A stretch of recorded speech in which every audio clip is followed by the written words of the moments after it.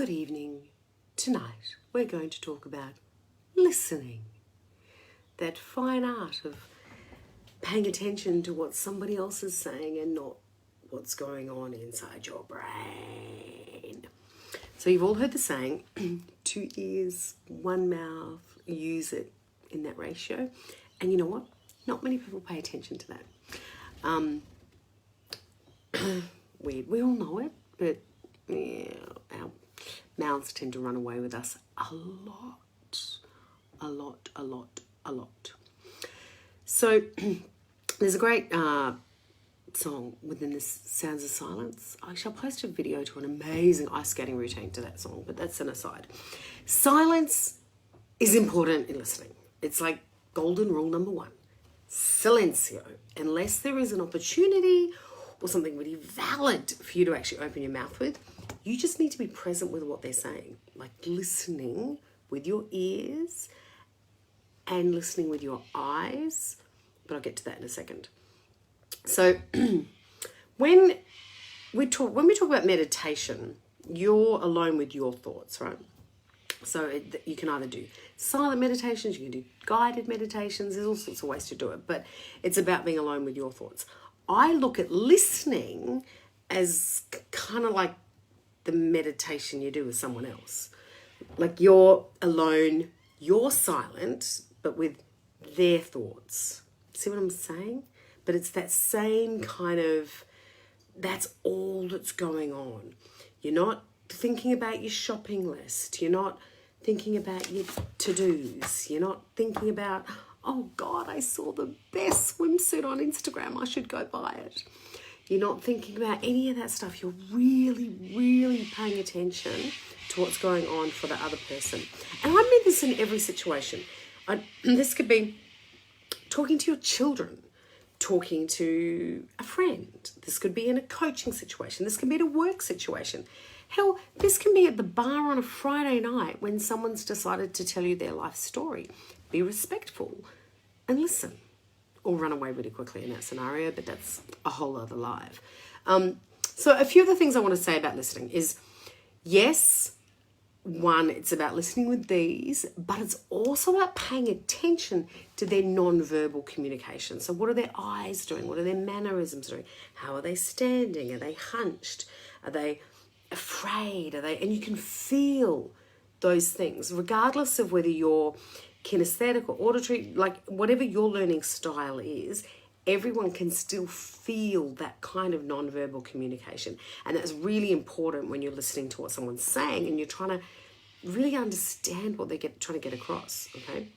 So it's about you just still, silence. You can mirror their body language a little bit if you think it's going to be better for the rapport in this situation. And if you go back ages, there's a good live on rapport. So you can go to SamanthaLeith.com and have a little Google. Why do I do the hand? The mannerisms, why I do it while I do everything. That's hilarious, isn't it? And you can have a look at that because rapport is really important. And in a truly good listening situation, rapport is really important. So it's about that connection, okay? You want to make eye contact when you're listening to somebody. Now, if you're listening to somebody on the telefono, you obviously can't make eye contact with them unless you're doing FaceTime. So what I want you to do is stop looking at anything else. So, and that's not walk down the street with your eyes closed bumping into people, but stop doing that searching, that kind of looking or reading or scanning, whatever it is you're doing. Be respectful of the person you're listening to and stop that. And I apologise to anyone who doesn't feel I've ever paid them 100% attention in a listening situation. Why I'm talking about this today is I caught myself up on this afternoon of being on the phone with someone and not being completely present. And if this person is watching that live, I'm sorry. Really sorry. But afterwards I was like, man, still had that little bit of distraction going on, and that's not good enough. Like, it's really not good enough, okay? So you got to be present. Leads me straight into that. Be completely present and attentive. You want to keep an open mind when you're listening to somebody.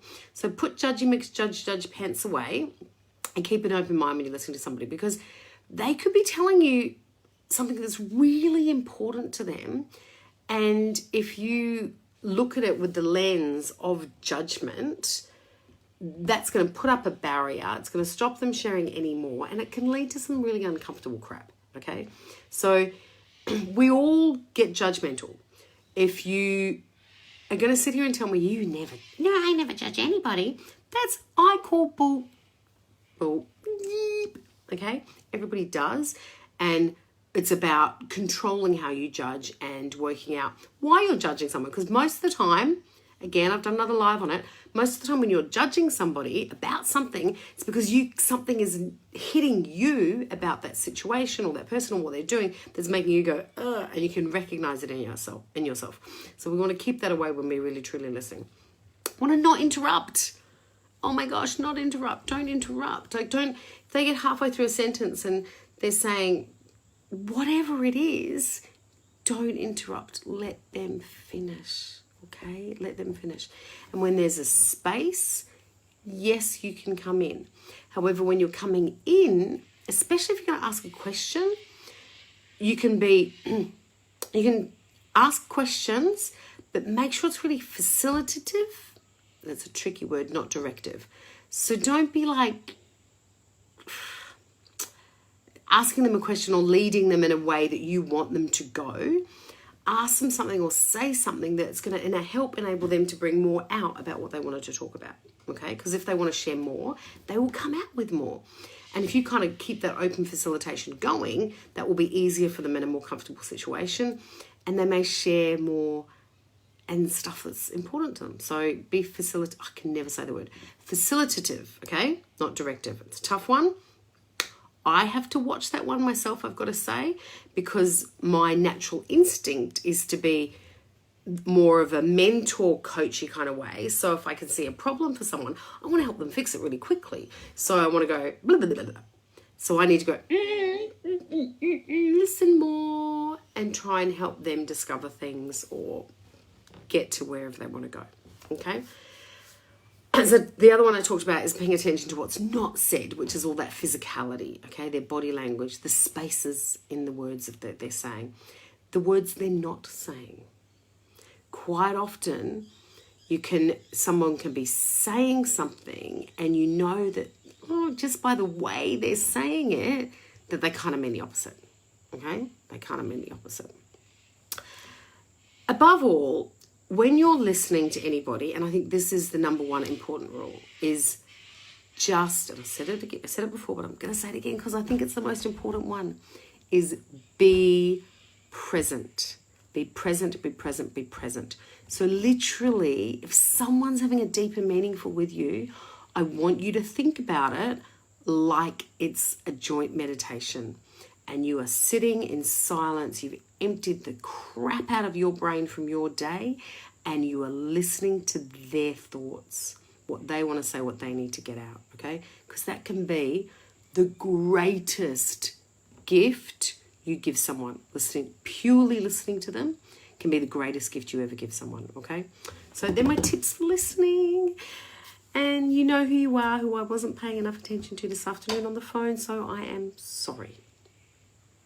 But I pulled myself up on it. So pay attention, people. And whoever you're talking to tonight, tomorrow, your kids, your husband, your partner, your boss at work, a junior at work, a client, make sure this is empty when you're talking to them. You're present, you're paying attention, and you're helping them get out what they need to get out. Okay?